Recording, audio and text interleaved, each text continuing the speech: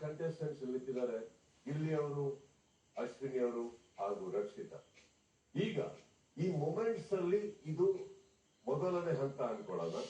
ಈ ಮೊದಲನೇ ಹಂತಕ್ಕೆ ನೀವೆಲ್ಲರೂ ಕಾತುರದಿಂದ ಆತುರದಿಂದ ಕಾಯ್ತಾ ಇದ್ರಿ. ಈಗ